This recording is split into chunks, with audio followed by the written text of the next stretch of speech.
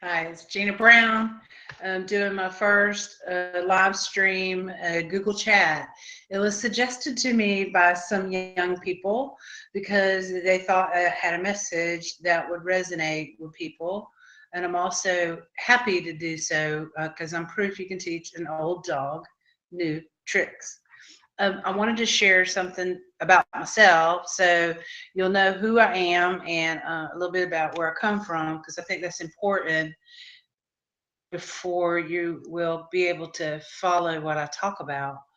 Because what I want to do is build loyalty word through oral talking of the word.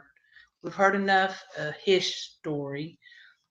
Her story is a mystery. It's missed. Missed. It's a missed story. The story about mothers. My mom. Fresh cut flowers for my mom. My daughter bought this for me one Mother's Day, and it's so beautiful. I keep it open, kind of sitting up on my bedside table. Remember, put together the parts of memories that strengthen me and encourage me to be the change that I seek. We hear that all the time, but what does it really mean? I want to talk about mothers in love. Love is a being, it's an unconditional state of being. You are being love.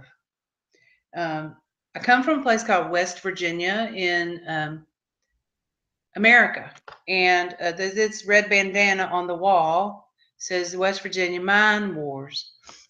Well, I had a great grandfather named Charlie O'Neill who fought in that labor battle in 1921. Oh, it's a missed story. It's a missed story because it's not mentioned until the last few years. Has anything been written about this? It was actually some boys on a four wheeler riding up a mountain and found some that they found an archaeological site, and a lot of people in that county are have tried to save that because it's the second largest civil uprising other than the Civil War. I'm very fortunate that my people were a part of that 18-19 year labor struggle in the state of West Virginia. And I was probably about 22 when my great grandfather, passed away. So I was able to hear firsthand and secondhand accounts from my grandfather, who was born in 1919, about this war, Battle for Blair Mountain. And this was the first Union, and had black, white, and immigrants all breaking bread, looking for equal pay. So that's an important part of the story. But a major part of the story, and I didn't realize how fortunate I was to hear these things until lately, is that there was a labor leader. Most people in the world have never heard of her, called Mother Jones. That's her picture right here. And she's a fussing. She's fussing and cussing. She's in Montgomery, West Virginia, in this picture. She traveled all over the place wherever there was labor battles. She's most known for uh, changing child labor laws and marching against child labor. But a lot of things that people don't know about her is that she empowered women. And she empowered women because women had to be the ones to live in the tents for very long times while the men were striking. If the men broke the strike or their will was broken because they couldn't feed their children, and believe me, children were dying of malnutrition back in the early teens and the early 20s. Um, if it weren't for the women, the men could not have stayed on strike. The men could not have pushed for a system change. It's for me, it's called a system change. They wanted a change in the system of the way they were being paid, the way they were being treated, the way they were living. And today, it's the same thing. We all know, and some of the things you hear me say are probably things you may have heard on the internet from other people who are in the what they call truth movement or sovereignty movement or conspiracy movement or politics or heck, whatever you want to call it. I don't care. You can call me anything you want to call me. Um, my kids' friends call me Mama Brown, and I don't care because I love you. I love you. And I learned the kind of love that I have from my mother, my aunts, my people that grew up on the creeks where this lady came and spoke. Okay. Now you have to imagine a ravine, a very deep ravine. And imagine that ravine being between some mountains that are 6,000 feet high. And these ravines had creeks running. Some of them would run back 30, 40 miles. Well, there was called a place called Cabin Creek in West Virginia. That's where my people are from. And that's where I got the stories of Mother Jones, that she came on Cabin Creek fussing. And she was 60 years old, people, 60 years old when she decided that she would start helping the labor movement because of the injustices she saw. She'd lost everything she had. So the story today is not about Mother Jones, but it is about moms, mothers, me, you, how it matters.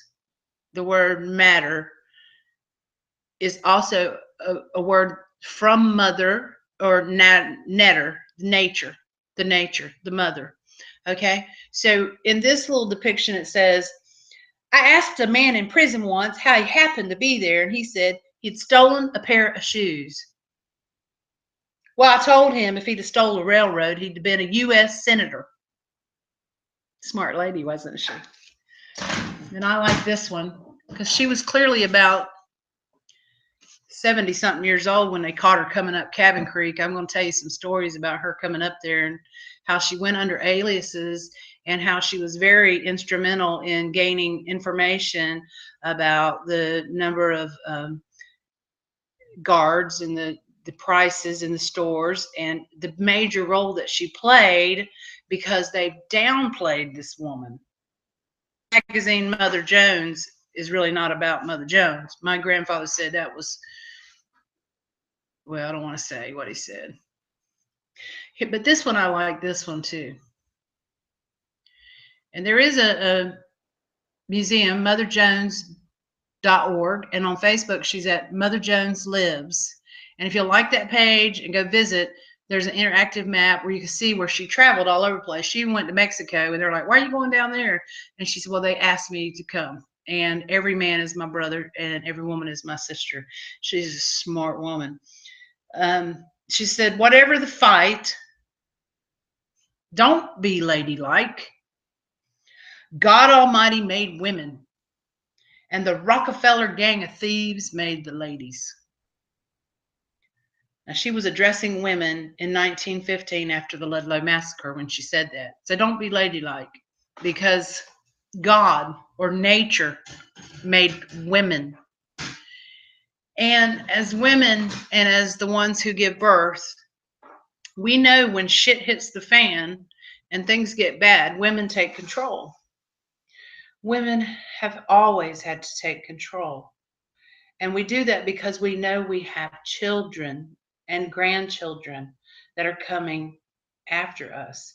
And so it's important for women to regain their power and to understand that truly we can implement by our loyalty to a peaceful, non-compliant way of telling the system we want our children to get paid. We're tired of false, fixed elections. We're tired of the manipulation of outcomes by people in high places. My grandfather used to say they always knew who would be the president. We have to wait till November. It's kind of like that. So what you want to say, that back in the 40s they needed to put tinfoil on their heads because they were conspiracy theories? No, no, they knew the system. And I want to teach you some old ways of organizing because I'm an organizer. That was a big mistake. They taught me organizing. But I'm also a storyteller. But I'm telling you, because of that Cabin Creek and that long 35, 40-mile stretch and all of the little coal mines along the way, grandfather said there was one way in and one way out. And in every one of those mountains in West Virginia, I guess it looks sort of like Germany, um, there was one way in and one way out. And if you were a womanizer on the creek, everybody knew it. If you were a liar on the creek, everybody knew it. If you were a thief on that creek, everybody knew it. So you had to be who you said you were. You had to mean what you say what you mean, and you needed to say it again. People trusted by word and by their loyalty of their heart. And this was not something that they would say out loud. This was something they knew internally. And this is things that we see happening around the world today. People are like waking up and just knowing inside that this is not a world that we conceived as children as equitable. This is not the world that we want for our neighbors. I mean, I talk to my neighbors, they're pretty good people. I talk to the people down the street, they're pretty good people. I see people at the neighborhood store where I'm shopping, they're all pretty good people. And, you know, where do we get this idea about all this evil and all of this terror and all of this horror? From media, propaganda.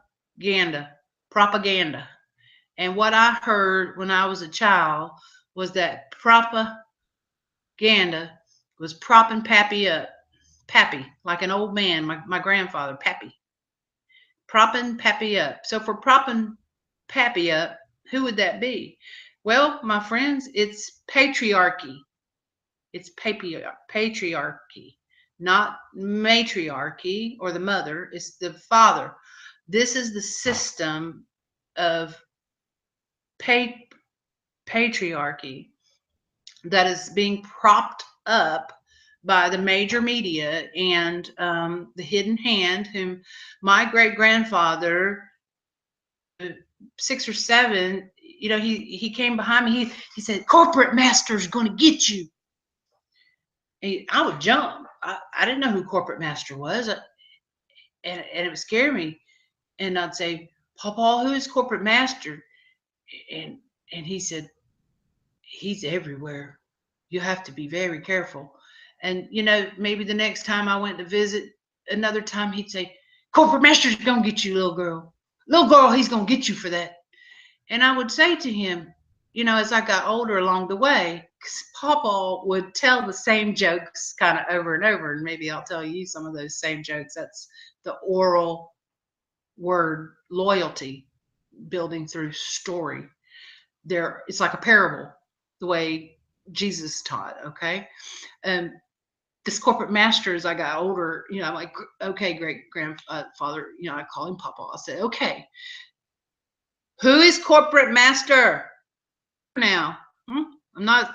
I don't know. You don't get me down there in Florida. I don't know who this is. Granddaughter, this could be your teacher.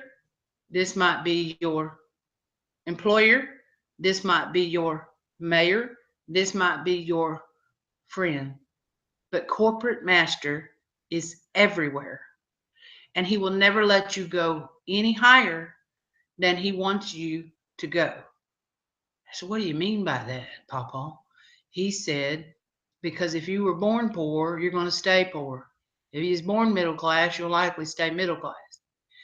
And I did not quite understand that back then, because another time he had told me corporate master was everywhere, watching everything I did. And I thought, he's a crazy old man. You know, it's after these people die that you start thinking about the things they said. And suddenly something happens and you realize the depth of the truth that this person is trying to share with future generations.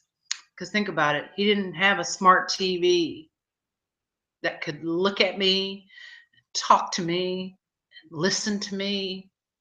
Because if you haven't watched Edward Snowden's Citizens 4, you should. Because even these little cell phones we carry around, they can listen while we're talking. And that is what that man tried to do, is educate the American public about what our military industrial complex is doing to its own citizens. I got one of these right here. Um, you know, but I'm none of those things that people may say I am. And I certainly look back upon the things that my grandfather and his father said, and everything that they said has come true. And if this is the world that has been created for us to live in, and we have become, instead of good little workers, we've become good little consumers, um, and we think we have these things that occupy us. And as Edward Snowden said, he just didn't like that we were being distracted by entertainers while bills were being passed in the office and thing.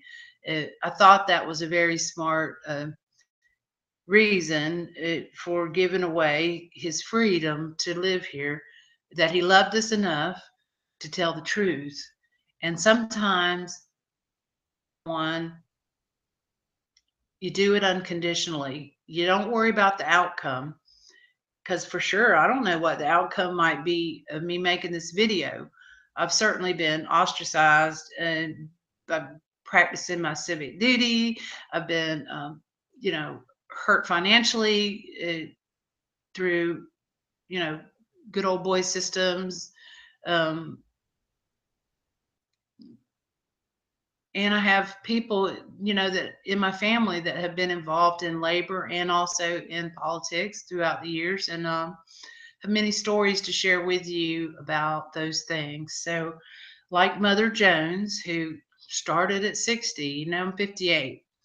And I look at that book, Fresh Cut Flowers, for my mom.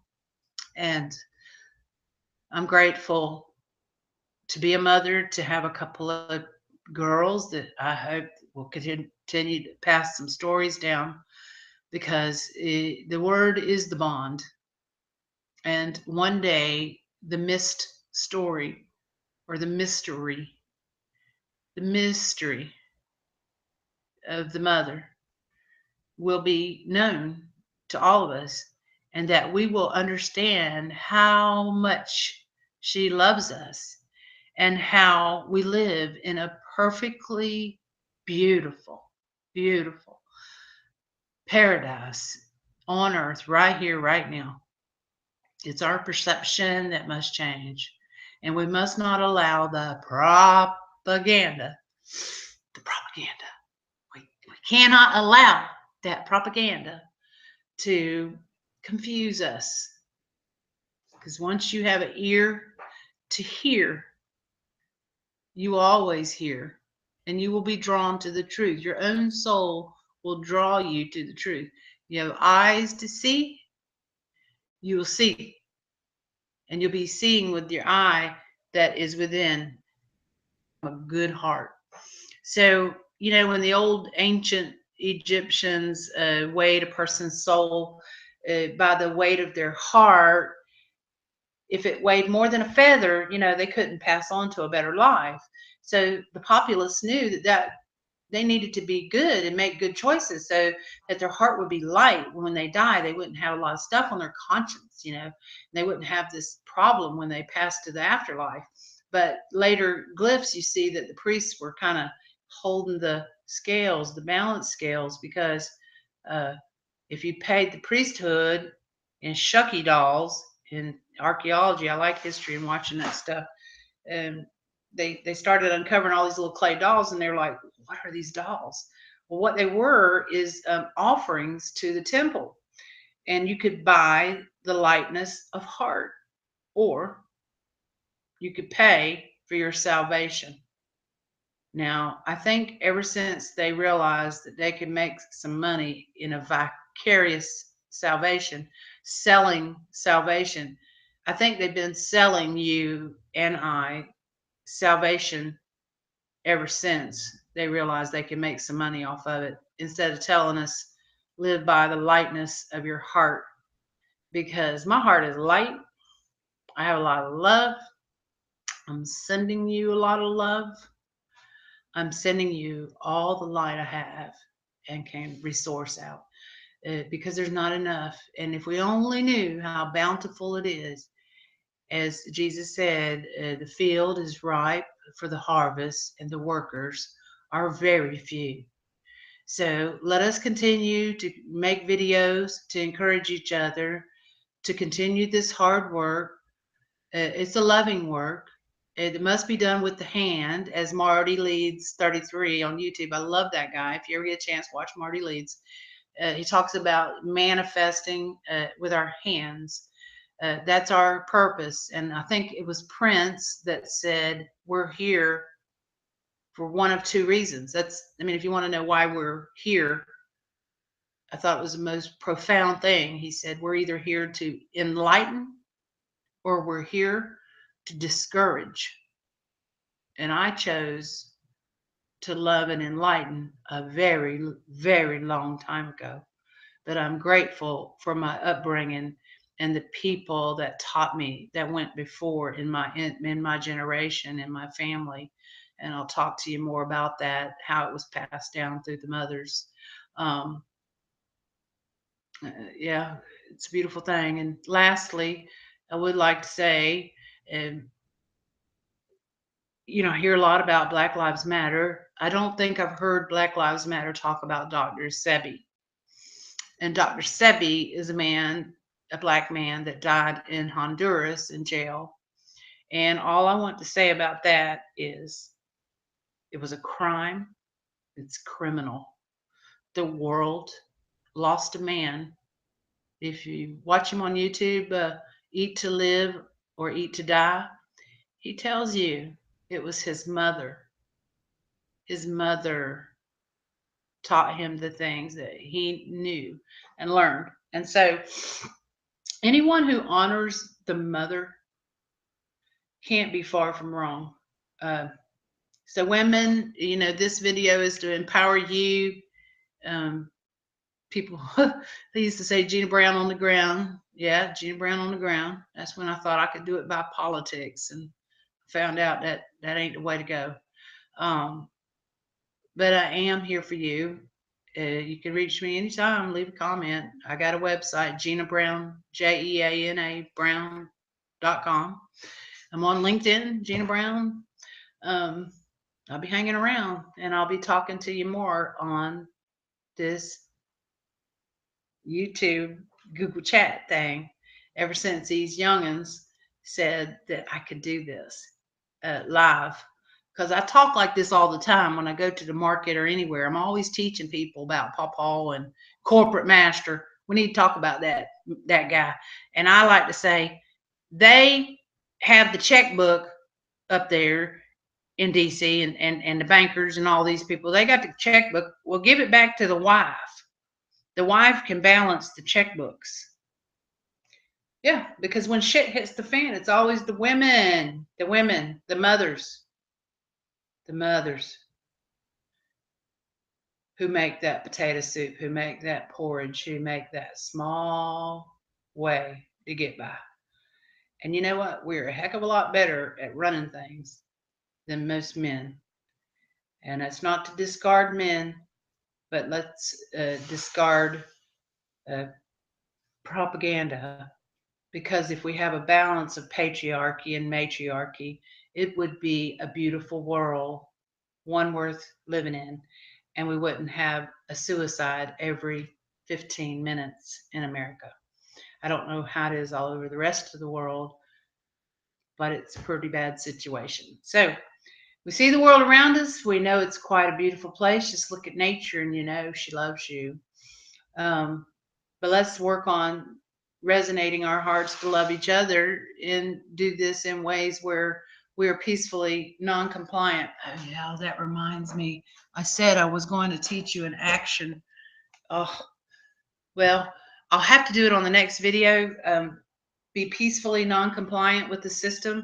There's ways to do that from home. I don't advise anybody to go out picketing because they truly do put you on a list and ostracize you, and it's very difficult to do actions out in the streets and then them not be infiltrated. I was the same way in the 1900s, in the 1910s and 1920s. I mean, they put provocateurs and operatives into labor unions and strikes and created riots and stuff like that. And see, this is not what we need for a systems change. We don't need a third world war. We don't need um, a panic. We don't need those operatives stepping into manufactured movements to create chaos. As we, as human beings, decide and determine for ourselves whom we will support, love, and commission to uh, help bring about a change, these things will happen naturally by nature. It's going to happen anyway.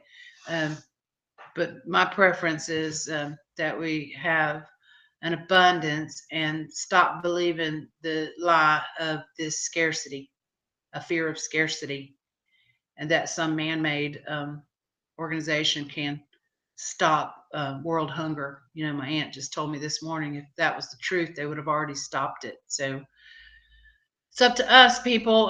You know, organic garden, do what you can to eat healthier and love yourself a little more, and just think at 60 you can have a new career. You can do anything you want to do in this world. It's what we're here for, to either enlighten or discourage. So I hope I've enlightened you today. I hope I've shared a little love. I also hope that you're empowered. I hope that you're empowered. Yeah, to do something. Get up and do something. Just do this position. It's the why. Like when you run across the Olympic finish line and you hold your hands up. Yes, I just broke the ribbon. Stand up and hold that pose for 2 minutes. And I'm gonna tell you something. Something happens in your brain. You'll feel that dopamine and that adrenaline. You'll feel, and you are a winner. I promise. A mother's not gonna lie to you. I love you very much, and I hope you'll tune in again. And a good day to you today.